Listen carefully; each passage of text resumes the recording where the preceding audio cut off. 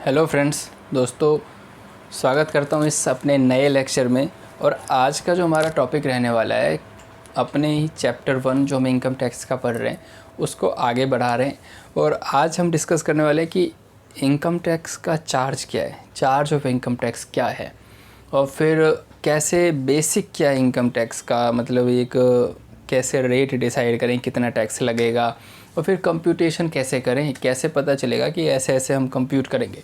तो दोस्तों, चार्ज को लेकर हम पहले ये डिस्कस करने जा रहे हैं कि इनकम टैक्स को कौन सा ऐसा एक्ट है या कौन से ऐसे किसने पावर दे दिया कि भाई तुम इनकम टैक्स कलेक्ट कर लो किसी से भी। तो आपने अगर संविधान कॉन्स्टिट्यूशन के बारे में सुना होगा, तो कॉन्स्टिट्यूशन से ही सारे पावर किसी को भी मिलते हैं, किसी भी गवर्नमेंट को मिलते हैं। तो कॉन्स्टिट्यूशन में क्या किया इन्होंने लिस्ट वाइज डिवाइड कर दिया कि भाई एक यूनियन लिस्ट बनाया, स्टेट लिस्ट बनाया और कंकरेंट लिस्ट बनाया, और उन तीनों लिस्ट में डिवाइड कर दिया कि इससे बनाने वाले लॉ यूनियन लिस्ट में, अगर कोई सेंट्रल गवर्नमेंट लॉ बनाना चाहती है तो वो यूनियन लिस्ट में बनाएगी, कोई स्टेट गवर्नमेंट लॉ बनाना चाहती है तो वो स्टेट लिस्ट में बनाएगी, और जब दोनों मिल के अगर कोई बनाना चाहते हैं तो वो कंकरेंट लिस्ट में। अब जैसे कि इनकम टैक्स हम ऑलरेडी जान चुके हैं कि ये सेंट्रल गवर्नमेंट उसको लगाती है, तो ऑब्वियस सी बात है ये यूनियन लिस्ट में लिखी गई होगी। तो यूनियन लिस्ट में कॉन्स्टिट्यूशन के यूनियन लिस्ट ने ये पावर दे दिया सेंट्रल गवर्नमेंट को कि भैया आप इनकम टैक्स चार्ज करो, इनकम टैक्स आप ले सकते हो। तो अब इनकम टैक्स एक्ट कहाँ पे लिखा गया होगा, इनकम टैक्स एक्ट बनाने का पावर कहाँ दिया गया होगा, यूनियन लिस्ट में दिया गया होगा। उसके बाद ये आता है कि सर इनकम टैक्स एक्ट तो 1961 चल रहा है, इतना पुराना एक्ट है, क्या उसके बाद देश में तो इतने बदलाव हो गए? तो एग्जैक्टली बदलाव हुए हैं, but her income tax act को, या जो इनकम टैक्स एक्ट 1961 है उसको हर साल अपडेट किया जाता है। तो वो अपडेट कैसे करते हैं? जितने भी बिल आते हैं, मतलब जितने भी मनी बिल आते हैं जिसमें पैसे का लेन देन और होता है, और उसमें अगर टैक्स इन्वॉल्व है, तो मैंने पहले भी बताया था कि जितने भी जो कोई एक्ट या कोई भी लॉ जो फ्यूचर में बन जाते हैं, वो पहले क्या होता है, बिल होता है। वो बिल पेश किया जाता है लोकसभा में, फिर वही बिल पेश किया जाता है राज्यसभा में। अगर वो लोकसभा से पास हो जाए और फिर राज्यसभा से पास हो जाए, उसके बाद जब प्रेसिडेंट के साइन हो जाते हैं, तो वो बिल जो है, वो मनी बिल है या जो भी किसी भी रिगार्डिंग बिल है, वो क्या बन जाता है, एक्ट बन जाता है।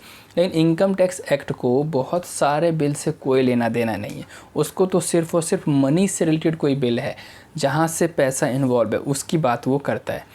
तो फाइनेंस एक्ट, जो फाइनेंस बिल है, जो बजट है, तो इनकम टैक्स हमेशा बजट के ही या फाइनेंस बिल की ही बात करता है। जैसे ही हमारे देश के जो फाइनेंस मिनिस्टर हैं या किसी भी देश के फाइनेंस मिनिस्टर जब वो बजट पेश करते हैं, तो उसमें इनकम टैक्स से रिलेटेड जितनी भी चीज़ें होती हैं वो अपडेट कर दिया जाता है उस बेस लॉ में, इनकम टैक्स एक्ट 1961 में। आप ये मत सोचना कि इनकम टैक्स एक्ट 1961 वाला ही है, नहीं दोस्तों, इसमें हर साल कुछ ना कुछ अपडेट किया जाता है। जहाँ जहाँ ज़रूरत है अपडेशन की, अपडेट करने की, तो वहाँ वहाँ अमेंडमेंट कर देते हैं, इसके बोलते हैं अमेंडमेंट।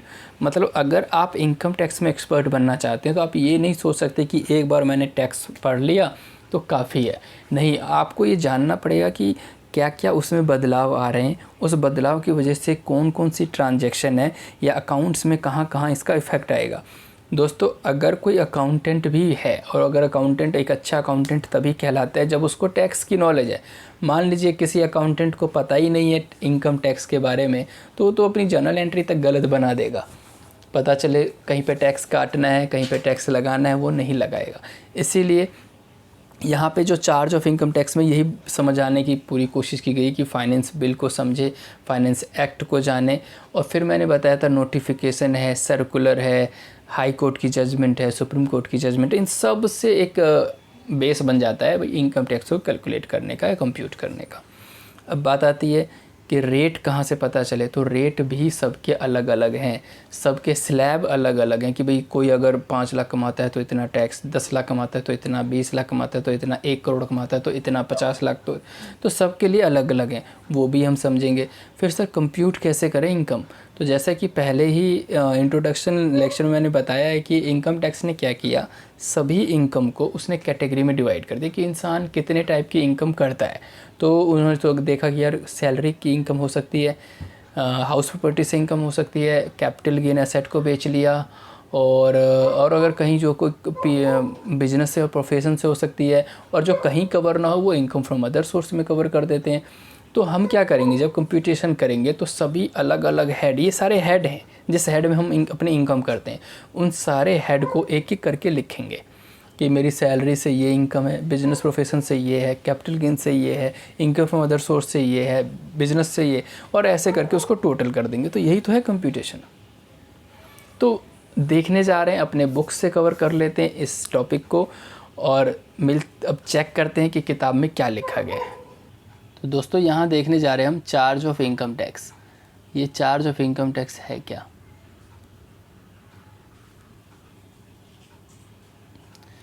पढ़ लेते हैं। Where any central act enacts that income tax shall be charge for any assessment year at any rates और rates, income tax at the rate those rates shall be charged for the year in accordance with and subject to the provision of this act in respect of the total income of the previous year of every person। मतलब ये कि जब central act ये बता देगा कि इस rate से हम इस रेट से इस इनकम को टैक्स करेंगे, तो ही तो पता चलेगा कि भाई ऐसे टैक्स लगाएंगे। Finance act give the tax rate every year. मैंने बताया हर साल बजट आता है, हर साल वो फाइनेंस एक्ट बन जाता है, वो हमें टैक्स का रेट बताता है सभी सालों में। And all the amendments in the income tax act, और जो भी चेंजेस लाए गए, अमेंडमेंट्स का मतलब क्या होता है, चेंजेस या अपडेट, वो इनकम टैक्स एक्ट में वो बता देता है हमें finance act. Finance act becomes an act from the finance bill. Finance act पहले क्या होता है, फाइनेंस बिल होता है, फिर वो फाइनेंस एक्ट बन जाता है। मतलब बिना फाइनेंस एक्ट के आप इनकम टैक्स को तो अच्छे से पढ़ ही नहीं सकते, या इनकम टैक्स के बारे में किसी को बता नहीं सकते, एडवाइस नहीं कर सकते। फाइनेंस बिल जो होता है वो एक तरीके से मनी बिल होता है, and is presented in the Lok Sabha on February 1 of every year by the finance minister. Finance minister budget कब पेश करते हैं, 1 फरवरी को हर एक साल लोकसभा में पेश करते हैं। For the finance bill is passed by the Lok Sabha, Rajya Sabha, and after the ascent of the president the finance bill become finance act. तो राज्यसभा, लोकसभा, राज्यसभा और राष्ट्रपति के सिग्नेचर के साथ ही ये फाइनेंस बिल क्या बन जाता है, finance act. Every finance act shows the proposal of the coming financial year. Finance act हमेशा अगले 1 साल के लिए बनाया जाता है, मतलब फ्यूचर के 1 साल के लिए बनाया जाता है, इसीलिए फ्यूचर की बात होती है इसमें। For instance finance act 2019 shows the proposal for 1920। मतलब फाइनेंस एक्ट 2019 किसके बारे में बताएगा, जो 19-20 के लिए, जो पीरियड शुरू कहाँ से होता है, 1 अप्रैल 2019 से 31 March 2020। As far as the tax rate are concern, part 1 of the first schedule of the finance act 2019 shows the tax rate. तो जो फाइनेंस एक्ट का पार्ट 1 है वो टैक्स का रेट बताता है, और फाइनेंस ईयर और फॉर द फाइनेंशियल ईयर 2018-19, और part 3 of the first schedule of the finance act shows the tax rate of the financial year 1920, और जो पार्ट 3 है वो बताता है फाइनेंशियल ईयर 19-20 के लिए। सिमिलरली देखते हैं, इसको थोड़ा सा नीचे कर लेते हैं। सिमिलरली अगर हम फाइनेंस एक्ट 2020 की बात करें तो दोस्तों ये 2021 के लिए हमें टैक्स का रेट बताएगा, 2021 के लिए अप्रैल 1 2020 से लेकर 31 मार्च 2021 के लिए। तो बस इतनी अंडरस्टैंडिंग होनी चाहिए। अगर हम बात करें 2021 अभी चल रहा है ना, 1 अप्रैल 2021 से लेकर 31 मार्च 2022 के लिए, तो इसके लिए कौन सा फाइनेंस एक्ट एप्लीकेबल होगा, फाइनेंस एक्ट 2021 का।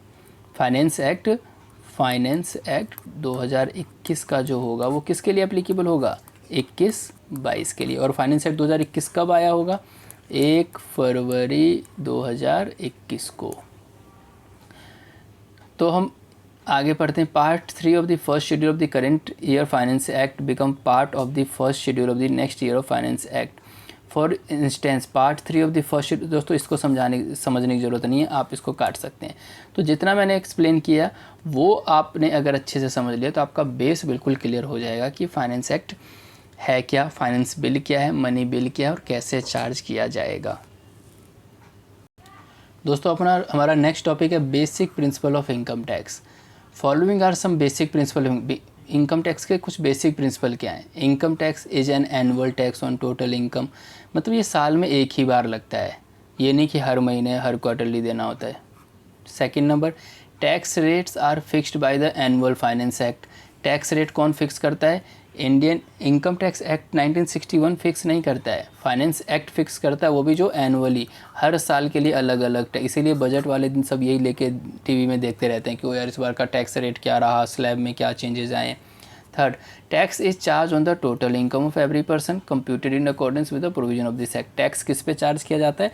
टोटल इनकम पे। तो इसका मतलब पहले आपको टोटल इनकम निकालना पड़ेगा। 4, income tax is to be deducted at source और paid in advance as provided under the provision of this act.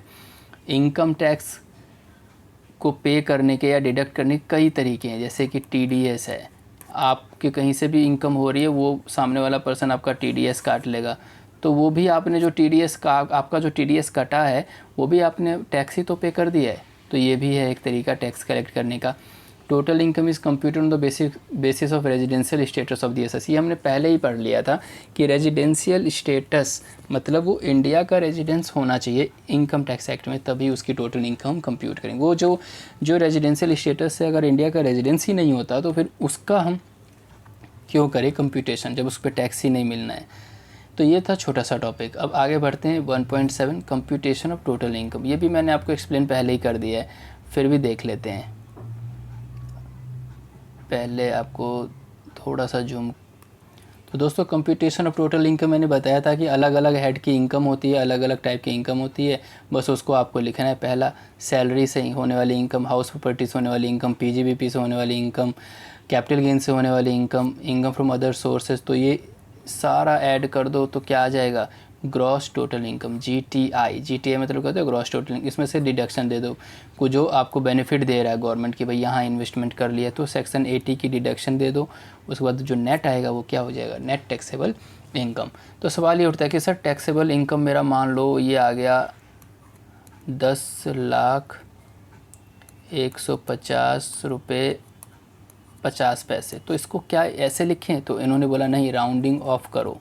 Round off कैसे करें? The taxable income shall be rounded off to the nearest multiple of 10 rupees. मतलब 10 rupees के multiple में करो round of. कहाँ करो? 10 rupees. मतलब 150.5 है ना, तो आप इसको 150 पे ही सीमित कर दो।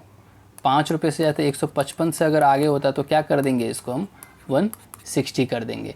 तो if such amount is not a multiple of 10, then if the last figure of the amount is 5 or more, the amount shall be increased to be the next higher amount। अगर 5 और उससे ज़्यादा है, 155 और उससे ज़्यादा होता तो 160 कर देते, और 154 है तो 150 कर देंगे। मतलब 10 के मल्टीपल में करना, ये नहीं कि 1 रुपये कर दिया, 50 पैसे को 1 में कन्वर्ट कर दिया, इससे काम नहीं होगा। The last figure is less than 5, the amount shall be reduced to the next lower amount which is a multiple of 10। तो हमने ये देख लिया किस तरीके से राउंडिंग ऑफ करते हैं। तो दोस्तों मिलते हैं नेक्स्ट वीडियो में। अभी तक हमने कंप्यूटेशन ऑफ इनकम देख लिया, नेक्स्ट वीडियो में डिस्कस करेंगे कंप्यूटेशन ऑफ टैक्स लायबिलिटी के बारे में। अगर चैनल को सब्सक्राइब नहीं किया तो प्लीज़ चैनल को सब्सक्राइब कर लीजिए ताकि आपको नोटिफिकेशन मिलता रहे नए नए लेक्चर्स के लिए। और अगर आपको लेक्चर्स पसंद आ रहे तो प्लीज़ वीडियो को लाइक कीजिए और कमेंट बॉक्स में ज़रूर बताइएगा अगर कोई टॉपिक आपको समझ में नहीं आया। मिलते हैं नेक्स्ट वीडियो में।